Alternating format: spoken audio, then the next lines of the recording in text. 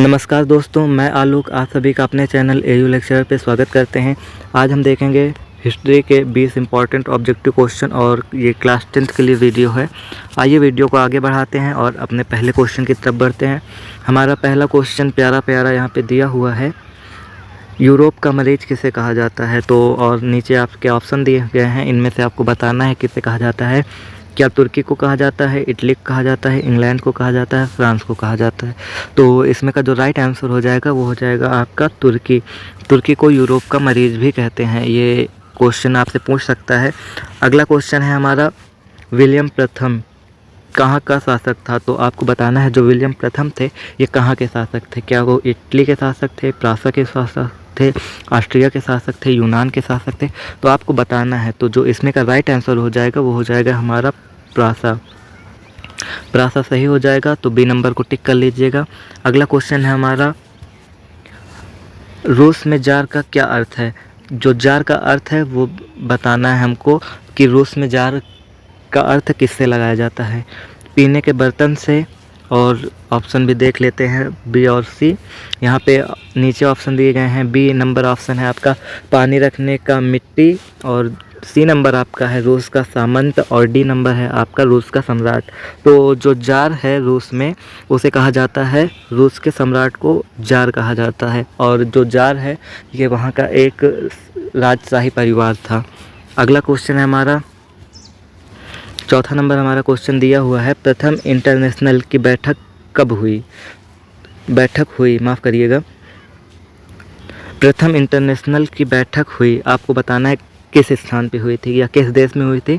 तो रूस में हुई थी, फ्रांस में हुई थी, जर्मनी में हुई थी, लंदन में हुई थी। तो आपका जो राइट आंसर हो जाएगा वो हो जाएगा ऑप्शन नंबर डी। जो इंटरनेशनल प्रथम बैठक हुई थी वो लंदन में हुई थी। अगला क्वेश्चन है हमारा, जिनेवा समझौता कब हुआ था। तो आपको बताना है जिनेवा समझौता कब हुआ था। क्या वो 1954 में हुआ था, 1960 में हुआ था, 1950 में हुआ था, 1946 में हुआ था। तो जो इसमें का राइट आंसर हो जाएगा वो हो जाएगा 1954। 1954 में जिनेवा समझौता हुआ था। अगला क्वेश्चन है हमारा, गांधी जी ने दांडी यात्रा किस तिथि को आरंभ की थी। तो आपको बताना है क्या 12 जनवरी 1930 को, 12 फरवरी 1930 को, या 12 मार्च 1930 को, या 12 अप्रैल 1930 को। तो ये क्वेश्चन आपका बहुत इंपॉर्टेंट है, तो इसका आंसर आप याद कर लीजिएगा। 12 मार्च 1930 को गांधी जी ने दांडी मार्च यात्रा की थी। तो इसको ज़रूर पढ़ लेना। अगला क्वेश्चन है हमारा, लखनऊ समझौता। पहले प्रश्न देख लेते हैं फिर ऑप्शन देखेंगे। लखनऊ समझौता किस वर्ष हुआ था। आपको बताना है वो किस वर्ष हुआ था। अब ऑप्शन की तरफ चलते हैं। हमारा यहाँ पे ऑप्शन दिया गया है, क्या 1916 को हुआ था, 1918 को हुआ था, 1920 को हुआ था, 1922 को हुआ था। तो जो हमारा राइट आंसर हो जाएगा वो हो जाएगा 1920 को लखनऊ समझौता हुआ था। तो यहाँ पे आप सी नंबर टिक कर लीजिएगा। अगला क्वेश्चन देखते हैं, क्वेश्चन नंबर 8वां क्वेश्चन कह क्या रहा है, हिंदू स्वराज पुस्तक किसके द्वारा लिखी गई थी। तो आपको बताना है हिंदू स्वराज जो पुस्तक है वो किस लेखक द्वारा लिखी गई थी। बाल गंगाधर तिलक द्वारा, गोपाल कृष्ण गोखले द्वारा, लाला लाजपत राय द्वारा, मोहनदास करमचंद गांधी द्वारा। तो ये आप सभी को पता ही होगा, जो हिंदू स्वराज पुस्तक थी वो बाल गंगाधर तिलक ने लिखी थी। तो आप ए नंबर को टिक कर लीजिएगा। अगला क्वेश्चन देखते हैं। अगला क्वेश्चन है हमारा, भारत में आर्थिक मंदी का सबसे बुरा प्रभाव किस पर पड़ा, मतलब किस वर्ग पे पड़ा। आप लोगों को बताना है, क्या मध्यम वर्ग, जमींदारों पर, किसानों पर, व्यापारियों पर। तो जो इसमें का राइट आंसर हो जाएगा वो हो जाएगा किसानों पर। तो सी नंबर टिक कर लीजिएगा। आर्थिक मंदी को डिटेल्स में पढ़ेंगे क्योंकि इसमें से 6 नंबर के क्वेश्चन आते हैं, एक लॉन्ग क्वेश्चन। अगला क्वेश्चन है हमारा, पेरिस शांति समझौता कब हुआ था। आपके ऑप्शन है 1908 में, 1919 में, 1920 में, 1921 में। तो आपको इसमें का सही आंसर बताना है। इस क्वेश्चन का राइट आंसर हो जाएगा हमारा बी नंबर, जो ऑप्शन बी दिख रहा है 1919। 1919 को पेरिस समझौता हुआ था। तो बी नंबर आप टिक कर लीजिएगा। और ये सारे क्वेश्चन आप एक बार रिपीट करके देख लीजिएगा ताकि सारे क्वेश्चन की इमेज आपके दिमाग में बन जाए और बोर्ड परीक्षा में आते ही आप टिक कर दें। अगला क्वेश्चन है 11वां नंबर, ब्रिटेन वुड्स सम्मेलन किस वर्ष हुआ था? क्या 1947 को, 1948 को, 1944 को, 1952 को? तो जो इसमें का राइट आंसर हो जाएगा वो हो जाएगा 1944 को। जो ब्रिटेन वुड्स सम्मेलन था वो हुआ था आपका 1944 को, तो 1944 को टिक कर लीजिएगा। अगला क्वेश्चन है हमारा गिरमिटिया। यहाँ पे 12वां क्वेश्चन आप देख सकते हैं। गिरमिटिया किसे कहा जाता था? और आपके ऑप्शन नीचे दिए गए हैं, तो देखते हैं आपके ऑप्शन क्या है और क्वेश्चन एक बार ध्यान से सुन लीजिएगा। गिरमिटिया किसे कहा जाता है? तो किसे कहा जाता है? क्या अनुबंधित मजदूरों को कहा जाता है, रोगियों को कहा जाता है, छिपकली को कहा जाता है, अंग्रेज़ों को कहा जाता है? तो जो इसमें का राइट आंसर हो जाएगा वो हो जाएगा आपका ए नंबर। जो ए नंबर है उसको टिक कर लीजिएगा। अनुबंधित मजदूरों को गिरमिटिया मजदूर भी कहा जाता है। अगला क्वेश्चन है हमारा, विश्व व्यापारी आर्थिक संकट किस वर्ष आरंभ हुआ था? क्या 1914 को, 1922 को, 1929 को, 1927 को? तो जो इसमें का राइट आंसर हो जाएगा वो हो जाएगा आपका ऑप्शन नंबर सी। तो सी को टिक कर लीजिएगा। पेन का कलर चेंज कर लेते हैं थोड़ा सा, बस अब ठीक है। अगला क्वेश्चन है हमारा,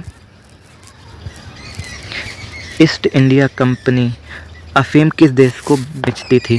तो भेजती थी या बेचती थी, तो आपको बताना है कहाँ पे भेजती थी। क्या वो अफ़गानिस्तान में भेजती थी, अमेरिका में भेजती थी, जापान में भेजती थी या चीन में भेजती थी? तो जो इसमें का राइट आंसर हो जाएगा वो हो जाएगा आपका डी नंबर।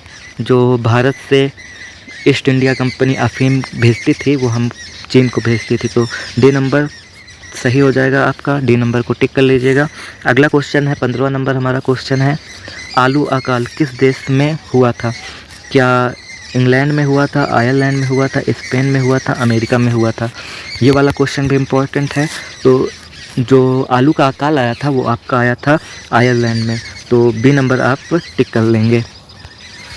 अगला क्वेश्चन है, रूसो कहाँ का दार्शनिक था? आपको बताना है रूसो कहाँ का दार्शनिक था। क्या फ्रांस का था, रूस का था, अमेरिका का था, इंग्लैंड का था?